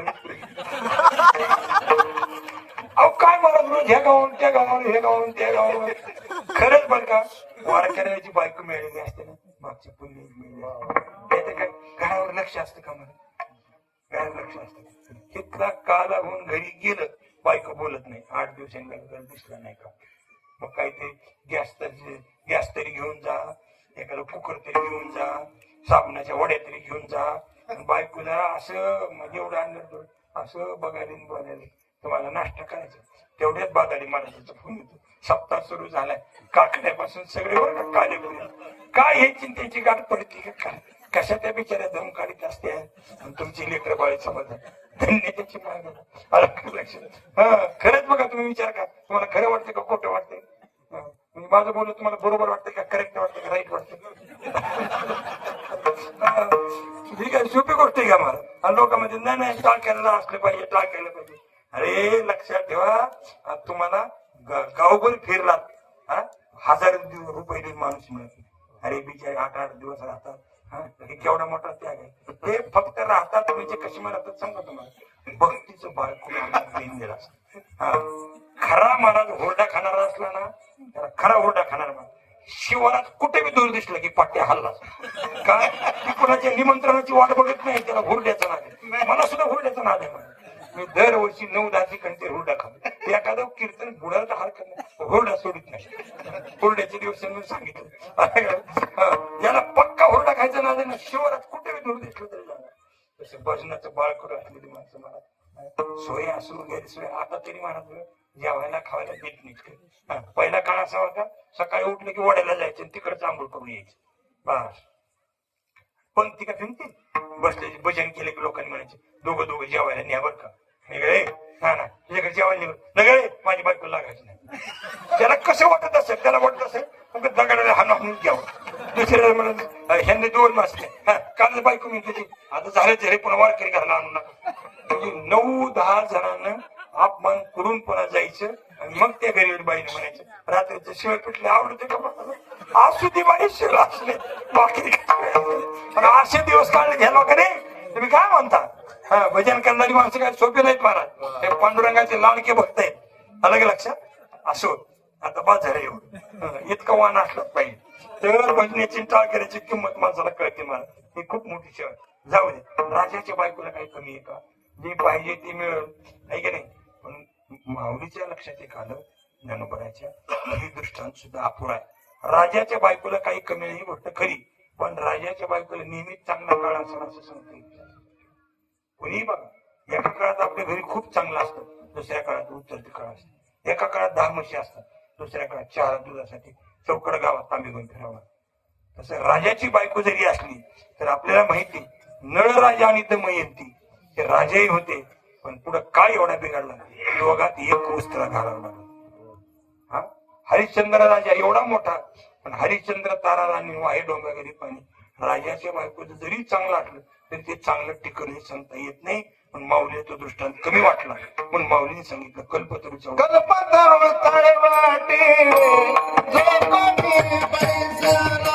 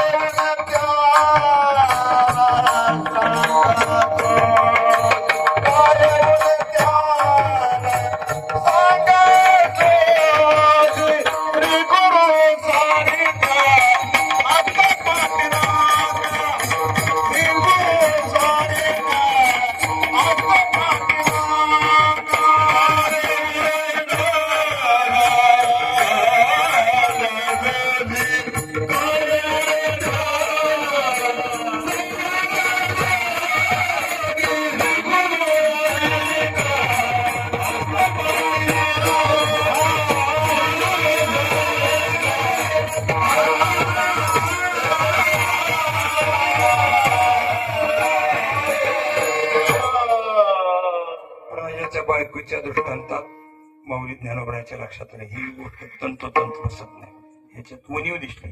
पण कल्पतरूचं उदाहरण घेतलं माऊलीने.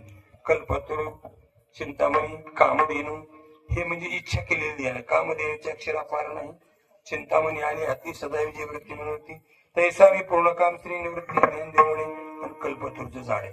पण आता वेळ संपली व थोडक्यात, हा, पण कल्पतरूचं झाड किती जरी देणार असलं, पण त्याच्याकडे जर खाली बसलेली इच्छा चांगली केली तर जमते, आणि इच्छा वाईट केली तर मग तोटा आहे. जुनी कीर्तनकार मंडळी सांगत आहे, एक जण कल्पतरूच्या झाडाखाली बसला आणि त्याला वाटलं मला पाणी प्यायला असतं बरोबर, लगेच पाणी, जेवायला बरोबर लगेच जेवायला, झोपायला क्वार्टर लगेच क्वार्टर आलं, ते मला बुत्तर नसेल लगेच आलं, खाऊन तर टाकणार लगेच खाऊन टाकणार, असा कार्यक्रम. पण कल्पतरूच्या झाडाखाली जर चांगली इच्छा केली तर फायदा आहे, चुकीची इच्छा केली तर मग मात्र काय आहे, अभागी दुर्बळ भावी सिद्धे, अभागी दुर्बळ.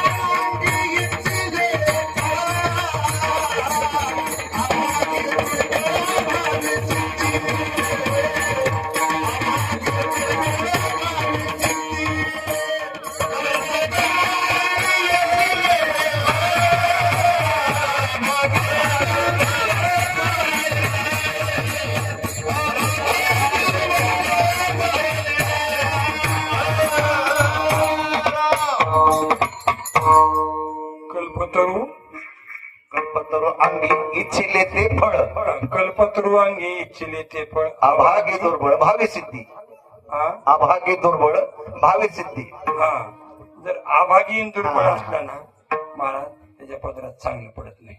पण माऊलीच्या लक्षात नाही, दोन्ही दृष्टांत जमतच नाही. आणि गुरुजीला दृष्टांतच नाही, श्री गुरु सारखे श्री गुरुच, आणि ते जर पाठीराखे असले तर फायदा काय, एवढं सांगायचं, माऊलीचे भजन घ्यायचं. काय फायदा आहे, या शेवटच्या चरणामध्ये माऊली ज्ञानोबा आत्मप्रचिती सांगतात. माऊली म्हणतात, ज्ञानदेव म्हणे तरलो तरलो आणि आता उद्धरलो गुरुकृपे. ज्ञानदेव म्हणे गुरुकृपे तरलो आणि उद्धरलो. तरलो आणि उद्धरलो काय एवढे दोन शब्द सांगून आपली माऊलीच्या भजन आपण सेवेला पूर्ण घालतात. तरायचं काय, भोपळा तरत असतो, पाण्यावरचा भोपळा काय असतो, तरत असतो. पण त्याला जर छिद्र पडलं पाणी जाऊन जाऊन मग बुडत, आणि पाण्यात टाकलेल्या दगड तडत नाही, तो खाली बुडायला जात असतो. बरोबर आहे? काय होत असतो, बुडायला जात असतो. आता वर भोपळा आहे पण त्याला छिद्र नाही पडलं पाहिजे तर ते तरते. तस साधक हा भोपळा आहे. साधक कोण आहे, भोपळा आहे. साधनेने विवेक वैराग्य समाधी षटक म्हणून साधन चतुर्थ संपन्न तो झालेला आहे. आणि कधी देव मिळेल ही जिज्ञासा आहे. काही मी उद्धार पाहिजे, काही कृपा करेल नारायण. ऐसे सांगा तुम्ही संतजन, करा समाधान चित्त मध्ये विसावेची याची वाटे. जय जय विधी दयाशी विठ्ठल विठ्ठल.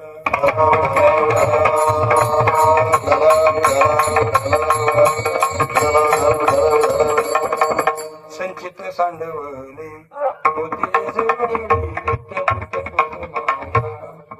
तुटली लगावली, निष्काम झालं देवा होते माझे कपाळी. तो कामणी तुझे कामणी. अशा ज्याचा अधिकार बनलेला, अशा अधिकारी साधकाला श्री गुरु भेटायला अवकाश मारा. नाही तर जर श्री गुरु नाही भेटले तर चांगदेवासारखा भोपळा सुद्धा तडकत असतो, अहंकार येत असतो. आता शुकाचार्याच्या सारख्याच्या जीवनामध्ये सुद्धा वडिलापेक्षा मी श्रेष्ठ आहे वाटलं, अभिमान लागे शुकाची पाठी, असे उपराती दृष्टी केली. ही सुद्धा भोपळा छिद्र पडायचा नाद होता. म्हणून ती गुरुकडे पाठवली. कोणाकडे, जनक भेटीशी पाठविला शुक, अभिमानाने खोटे केले नाशिक करतात आणि तुमचे आमच्यासारखे उद्धरतात. खरं म्हणजे उद्धार शब्दाचा अर्थ काय होता, हृहरती म्हणजे हरण करणे आणि उद्धरती म्हणजे वर काढणे. जे लय तळागाळाला गेले बुडाला झालेत ना त्यांना असं वर काढायचं. आता आर्थिक दृष्ट्या उद्धार म्हणजे ज्याच्याकडे रुपया नाही, ज्याच्याकडे काहीच नाही. आता सरकारनं सांगितलं काय तुम्हाला संजय निराधारामध्ये योजना आणि अंत्योदयामध्ये धान्य मिळेल आणि 5 लाखाचं आरोग्याचं तुम्हाला हे मिळेल, विमा मिळेल, आरोग्य मिळेल. बायका म्हणजे आम्हाला काहीच खर्च झाला नाही, काही नाही, काय काळजी करू नका, तुम्हाला लाडकी बहीण म्हणून 2100 रुपये महिना. उद्धरती तपकिरीला पैसा नाही. असं मला सांगायचं कारण आहे. तसं श्री गुरु जीवाचा उद्धार करतात, माया मोहातून त्याला काय करतात, बाजूला काढतात आणि ब्रह्मस्थितीवर आणतात. म्हणून ज्ञानोबा म्हणतात, ज्ञानदेव म्हणे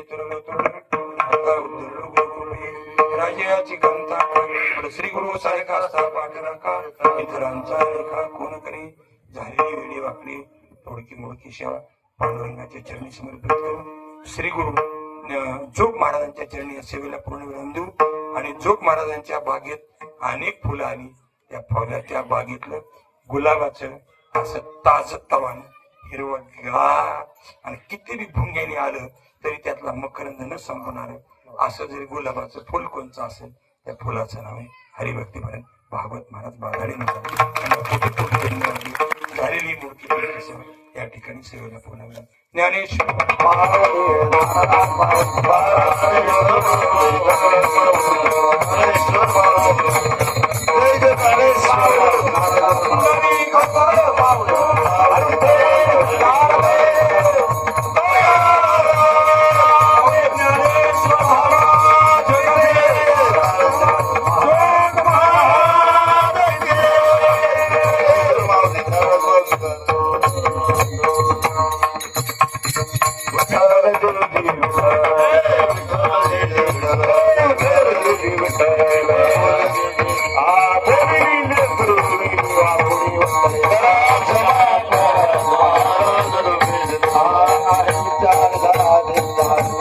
Bye.